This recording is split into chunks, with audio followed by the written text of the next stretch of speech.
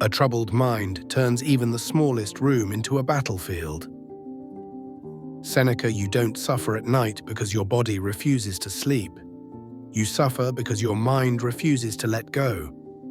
The moment the lights go off, your thoughts turn on. Your room becomes silent, but your head becomes loud.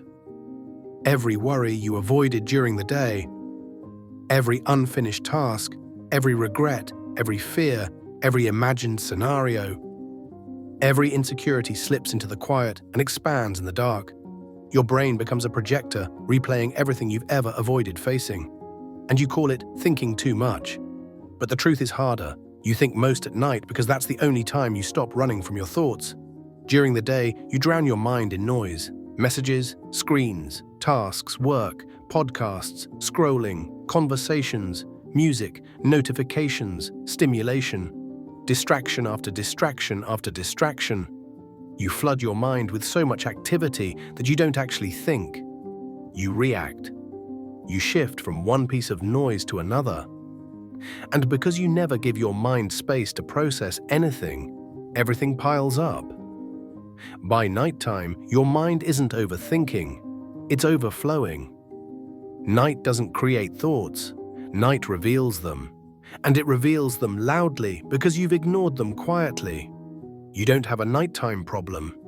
You have a daytime discipline problem. Stoicism teaches that the mind must be trained, conditioned, directed, not allowed to wander like an unbroken horse. A mind left unattended will always become chaotic, not because something is wrong with you, but because the mind is not naturally peaceful. It is naturally active. Peace is not the mind's default.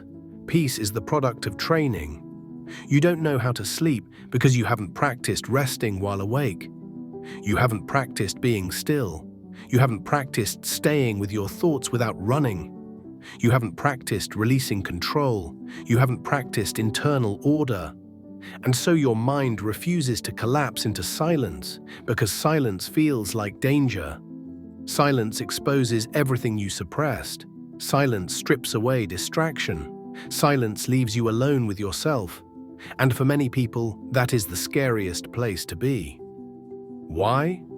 Because you don't trust your mind. You don't trust your thoughts. You don't trust yourself to handle them. Stoics understood something modern people forgot.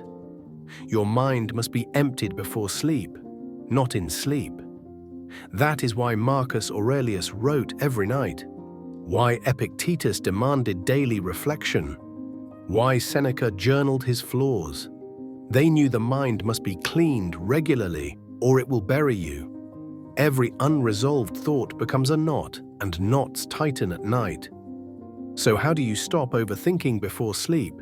Not by force, not by shutting your mind off, not by fighting your thoughts. What you resist becomes stronger. What you observe becomes weaker. The first step is release. Write everything down, not neatly, violently if needed. Dump the raw content of your mind onto a page. All the tasks, worries, angers, fears, half-thoughts, conversations replaying in your head, plans, frustrations, everything. Your brain doesn't want silence. It wants somewhere to put the noise. If you don't give thoughts an exit, they stay inside. Journaling is not self-help. It is mental digestion. Without it, your mind rots. The second step is to create a pre-sleep ritual. Not for comfort, but for signaling. Your brain obeys patterns. It needs cues to shift states. If you spend the last hour before bed, scrolling, arguing, working, stimulating yourself, your brain is in no condition to shut down. You cannot slam the brakes on the mind. You must slow it down gradually. Warm light, slow breathing, gentle movement, silence, reading something simple, anything that shifts your brain from intensity to calm. The Stoics used baths, quiet walking, and reflection. Today we have noise replacing everything. You need to bring back rituals that tell your mind, we are done for today. Third, question your thoughts. Not wrestle with them, question them. Most nighttime thoughts are distorted, exaggerated, inflated by fatigue. At night, a small problem becomes catastrophic. A minor worry becomes a crisis. A passing moment becomes destiny. The mind in darkness magnifies everything. The Stoics had a rule: never trust the mind when the body is exhausted. Ask your thoughts simple questions. Is this true? Is this useful? Can this be solved right now? Will this matter in the morning? If the answer is no, let it go, not forcefully, but by shifting attention. You don't extinguish fire by fighting it, you extinguish it by removing fuel. Attention is fuel. Fourth, bring your focus into the body. Thinking and sensing cannot dominate your mind at the same time. If you focus on breath, the mind slows. If you focus on physical sensation, the weight of the blanket, the feeling of air, the rise and fall of the chest, the mental storm calms. You anchor the mind in reality. The present moment is always gentler than the world inside your head.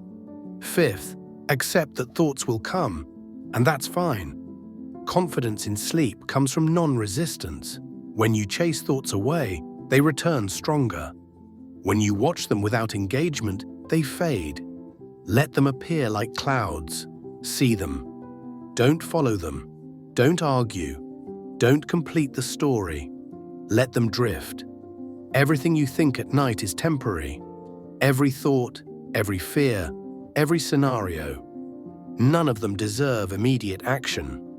You are not responsible for solving the future at 2 a.m. Sixth, reduce daytime overstimulation. Overthinking at night is the bill you pay for overwhelming your mind during the day. Too much noise makes a noisy mind. You need breaks, silence, walks without headphones, time without screens, time with your own thoughts.